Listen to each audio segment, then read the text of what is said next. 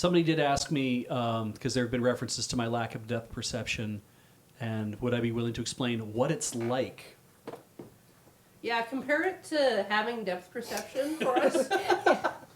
Sure, If you could frame it within our experience. Since I have lived my entire life not only being able to see out of one eye at a time, having my choice, in fact. Wait, okay, so you can only see out of one eye? At a time. Well, okay, that's not entirely true either. So let's break it down. I don't have stereoscopic vision. I'm not processing both eyes worth of content.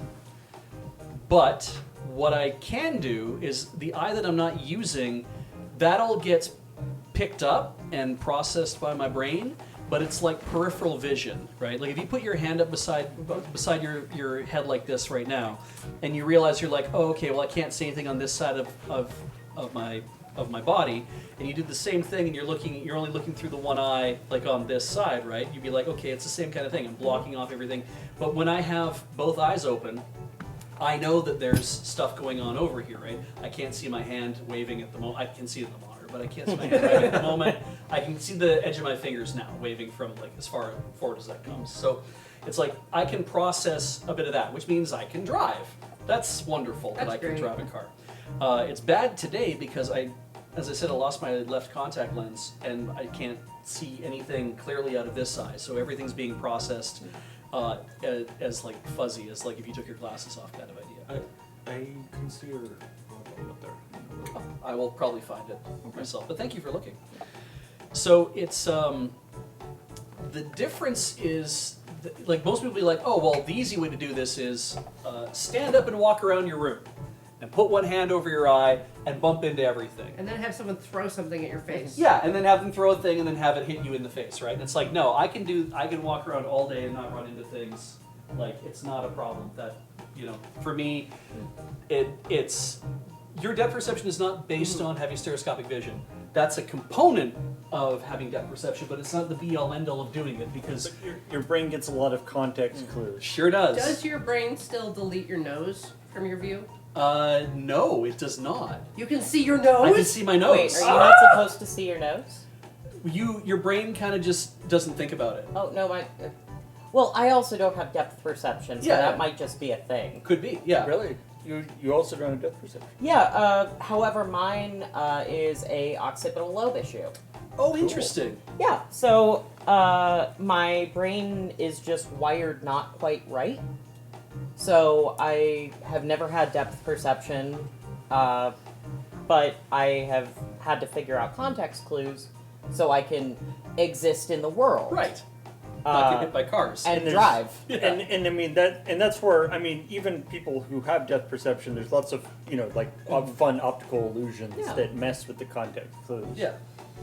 Like I was able to learn how to do the thing where you can get the sausage to float in front of your eyes. Yeah. I was able to learn how to do that. You can cross your eyes. Yeah, I can do. Well, they come pre-crossed. No, but you can do it yourself.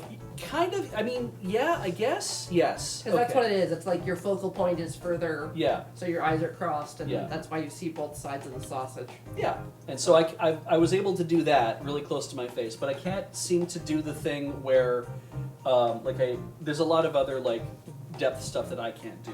And so, yeah, I'm assuming we probably have very different lived experience about how that works then too, right? Because while both of my eyes are working and it's taking in knowledge, it's treating this one like it's a poor cousin. No, Lloyd, you do not want to play this game with me. Yeah. You do not. Or if I swap eyes, you're now aware of your tongue in your mouth. There you go. You're doing you're having a uncomfortable truths. If I swap eyes, it's easier to swap eyes when I'm there. I actually did it. It's easier to swap eyes when they're both at the same power. This one is currently seeing with good acuity. This one is not. Wait, so you can divert power from your eyeballs to hear better? Yeah. Yes. Just like you can run slightly faster. Yeah. Divert power to shields. And so if I swap to my left eye, and I have no idea if this even comes across on camera or not. You can see it in Checkpoint. You used to be able to see it in Checkpoint earlier Checkpoint when I was reading through my left eye all the time, being on the one side of the table. So if I'm reading through my left eye, you can see that my eyes are looking off and they look like they're crossed or looking off in a weird direction. I read through my right eye on checkpoint now from where I'm sitting, and that always has me lined up a lot better. And I don't know if the camera can even see it. If we change the camera to me, and whether or not you'll be like, so here we are, we're on, you know, camera 1, camera 2, camera 1, camera 2. We can see. We can definitely see wow. that. Yeah. Yeah. All right, then versus like camera to me, please. Like if we do like a shift back and forth, kind of. Yeah, both your eyes move at the same time. At least they look like to me they are. So it's very, the other eye turns in to help the eye that's currently active, which is why they cross like that. And that's why I don't have stereoscopic vision, is because they do that. And when driving, the context clue that I learned, or the ones that I've learned over the years, I had to realize what I was doing, right? Because you just naturally do it because you grew up the way. But what I realized I was doing is I was looking to see how much available road was in front of me with the car in front of me. And as the car gets bigger, obviously you're getting closer to it, for one thing. But as long as I can see road or tires or bumper or whatever, I know that I have lots of space, and I start to judge exactly how much there is for space in front of me. Or you do the thing where they're like, when you're on the highway, the road safety in Canada was always like, you should do a 2-second follow behind or longer if you're on the highway. So you're like, as soon as they pass a lamppost, you go 1,001, 1,002, and you should be crossing at 2 and not earlier. I'll use the dotted lines as well as kind of a, like, okay, I know that I should have at least approximately 6-ish dotted lines as a safe follow distance. Yeah. Especially if I'm on highway. And then, of course, parking, though, is an absolute nightmare. Parking is really interesting. Parking, I have to use cars on the side of me. Like, okay, I know if I'm safely parked, like, my side mirrors line up here. Right. I'll tell you, my world changed when I got a car with a backup camera. I need to get one for mine. People with 3D vision have trouble parallel parking too, though. So I that's can not, kill it. Yeah, I'm really good at parallel parking. It's pulling in, that's the problem, because I can't see over the hood of my car, and I don't know how close I am to anything that's in front of me. So, Paul, if you ever want to watch me park, you'll notice that I will back into my spot here at work, and when I do, I will always back up until my tires hit the rear thing, and not the building. They hit the bumper. And because I have no idea how far I should actually park up. I look at other people's cars beside me for clues about how far I should be backing up. But now, like, yeah, I've got. But if you go into park and you're like parking and Ian's car is beside you, Yes. you're like, oh no, Yeah. wait, it's farther away than I thought it was. Oh no. Yeah, it's smaller, it's farther away from me, and also it is so tiny that you can't judge from the length of the doors and stuff. So Ian's car is just all around a little guy. Just a little guy. Yeah. His name is Goro. Oh, he got named? Oh yeah, That's great. always has had that. I didn't know that. Yeah. Is it because of Mortal Kombat, or is it No. because of Studio Ghibli? No. Okay. It's No. for a third unknown For reason. a third unknown reason. That's great. A secret third thing. I've been meaning to buy a backup camera for my Jetta, but Yeah. what I want to do is not just buy a $99 one that I slam on the back of my car and put on my rearview mirror. What I want is a replacement radio and run the actual camera to the back and spend the money. And I found there was a place, there's a guy online, there's always a guy online. There's a guy online. There will always be a guy online, don't worry, folks. There's a guy online who sells a model of car stereo for VWs that are from the factory. You're basically buying a factory OEM radio. Yeah. But This car fell out of the factory. no, he's in Off the back of the China, truck. and the VWs that they sell in China use the same radios that mine does, but all the ones that they sell in North America now don't use the same radios what I use.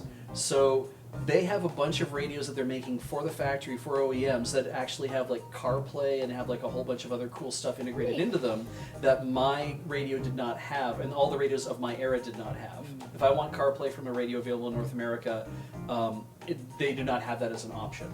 And he's like, there's a lot of these here. A lot of manufacturers make these, and they keep cramming more and more stuff into them. and there's a lot of people very happy about buying that. So buy one of those, buy a camera, run the lines, put the camera in where it's supposed to go properly, make everything look stock, and then have this like funky Chinese radio in my car that has CarPlay and has like a backup camera and everything else. And then all I have to do is take it to a mechanic and get them to like Change the language. They have to turn the camera on. Oh. Because it's all computer controlled by the car, and you have to tell the car the camera is now available, and then it will turn it on so we can use it. Yeah, it I've been driving long enough now. Like, I'm 31, got my license as soon as I turned 16. Me too. So Why do us, the menaces, always get our licenses immediately? I don't get it. Anyway. I mean, you're not wrong. No, right? But yeah, I've spent so long figuring out like distance clues when driving and parking that at this point it's just like, yeah, I'm just like, Yeah. just driving. Yeah. Just driving and As parking. long as nobody throws a baseball at me while I'm driving, I'm gonna do just fine. Yeah. However, I don't know if you do this, but something that I have realized, like not long ago, I realized this. If I'm walking, I will have like a hand out. Oh. Oh, Like- but I do that because I always touch stuff. Oh, I do that because if I'm looking ahead while I'm walking, I need to make sure, like, You're good for space. yeah. Interesting. Interesting. Yeah. I'm all like, ooh, this chain link fence, and Yeah, I'm then, not. ooh, this brick. Whereas when I walk, Mhm. especially if I'm walking outdoors, I don't look ahead of me. I look ahead at the ground of me. I don't look at people who are coming. I'm always staring at the ground ahead of me. Yeah. Yeah.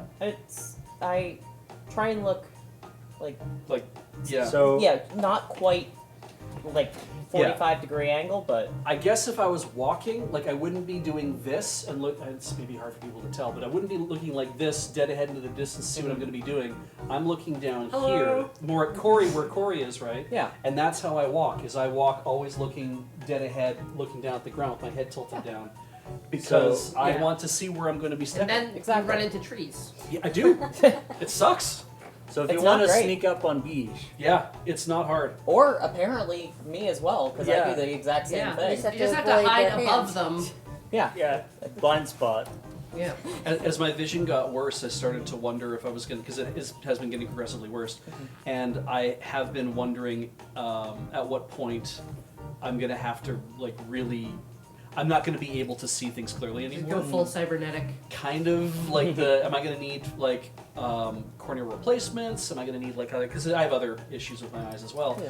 But that whole like the depth perception thing and everything else got me thinking. It's like I should maybe start just looking to see what resources are at the Canadian National Institute for the Blind, just in case I start to lose my vision in a way that's like I have enough vision problems as it is. I should prep for something happening in the future. Oh, you're in a good city for it. Am I? Yeah.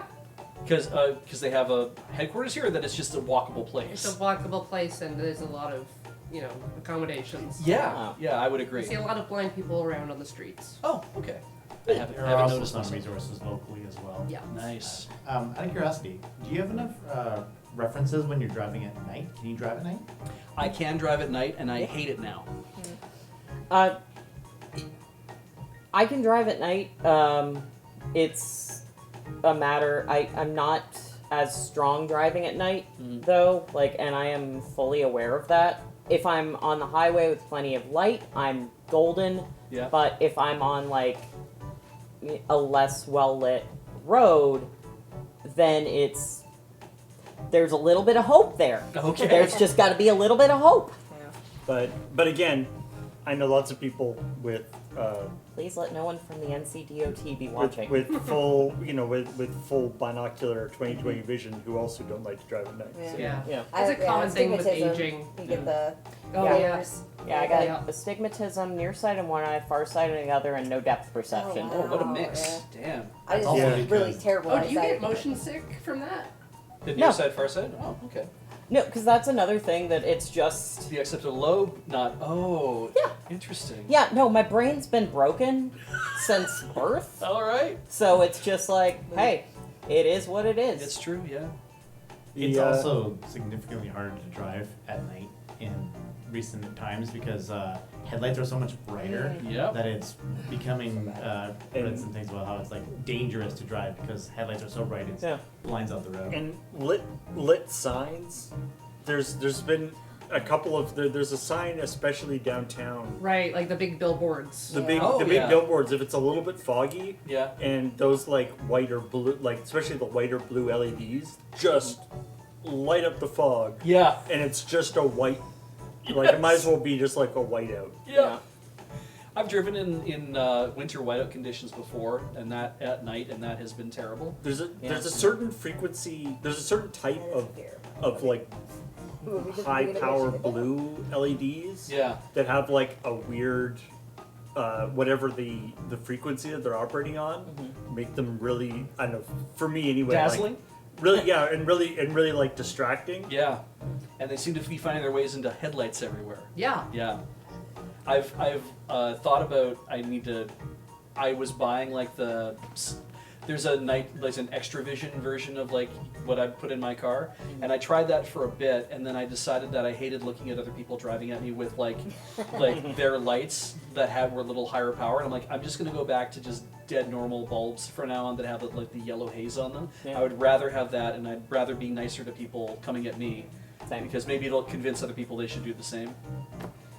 Peer pressure? Yeah, well, I would hope, but I would like them to like knock that stuff off. Yeah, I mean, I don't drive, not because like I mean I'm also extremely blind, but that's not because that's not the reason that I don't drive. It's just, but I just never learned.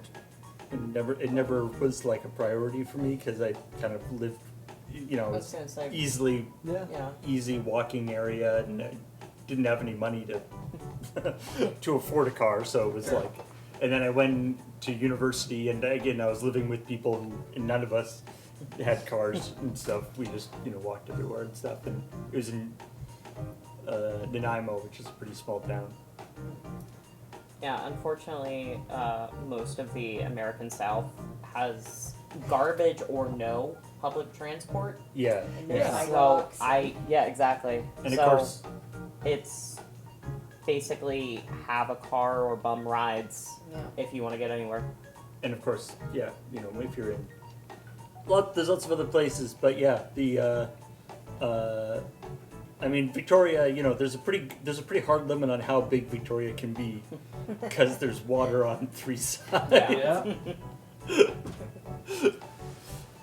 One thing that bugs me about driving right now is that, and I've noticed that it's because during the pandemic I didn't have to go driving that much, especially even at night I didn't have to go driving that much, and I have noticed in the last several years because of my age and changing my prescription and everything else, the driving during the winter when it is raining at night is the absolute worst because it's the pits. everything is pitch black because everything's wet, so it's all eating all the light. All the lights that are out are way too bright and they're dazzling, and because of the gray that was in the air, there's no moon out to help illuminate where you are. And it feels like the skies are lower here or something. Like, it just feels like the clouds come in like way lower or something. It just feels like oppressive.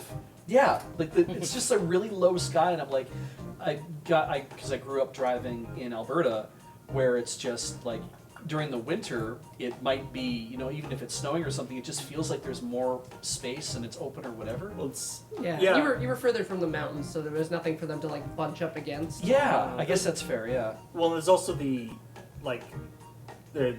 horizon is farther away. That's true. Yeah. Like there's no trees also as well. well it's like there's a common thing here that like you notice when you're in Victoria, you notice when somebody moves here from Alberta or Saskatchewan or whatever, the first thing they do is just clear cut their property. They just cut down all the trees on their property because not being able to see the horizon bugs them. Right. You get very used to it. Which reminds me of a thing I saw the other day. It was a picture of it was the inside of a house, and it was like a sink with a beautiful picture window, like a big picture window. And there's sink there, and it looks like they're on a fairway.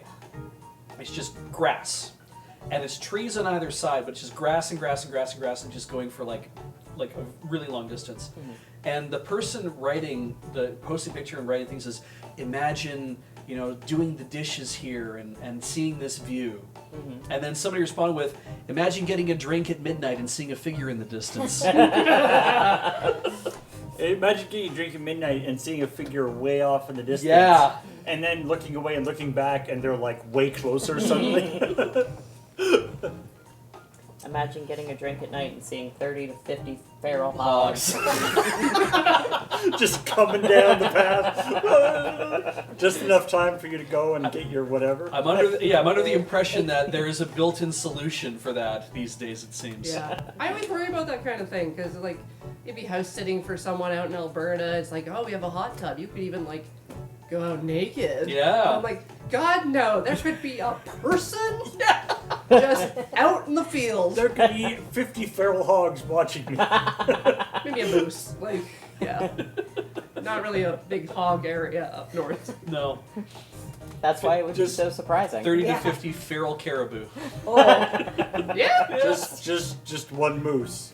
Just one moose. Looking at you and licking its lips. oh God. And you're like, I hope he's hungry. I hope he's hungry, not thirsty. Yeah. One moose is all it takes.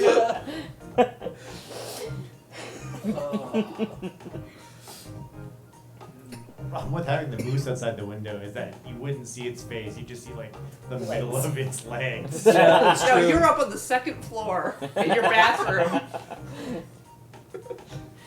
I feel like people think we must be kidding about that, being like, moose are not giraffes. It's like, no, they're not They're giraffes. definitely giraffes. They're bigger. It's just opposite. Yeah. Yeah, like the Alaskan Nemesis are like 14 feet. Something like that. Yeah, they're 14 real. feet tall? Well, if you count the rack as well, right? Yeah. Mhm. That still seems... Still seems pretty tall. I mean, they are pretty tall. I won't... Well, you gotta count the rack. It's the best part of the moose. Good eating. The rackaroos. Heard of a rack of lamb, right? So you have a rack of moose. Yeah. Should we? Do we want to knock out another like 20 minutes on the Lego? On Sure the enough. on the Mega? Sure. All right. Yeah. Who would like to build? Who would like to read? Continue to read unless anybody is like, oh my God, I want to read. I want to read. My eyes bugging me. I want like a break from driving, yeah, but I I'll- don't really want to. I'm gonna trade off with you then. All right. I can do some building. There we go. I'll go deal with myself inside. Alright. Farewell. All right. You and me, Paul. I shall build.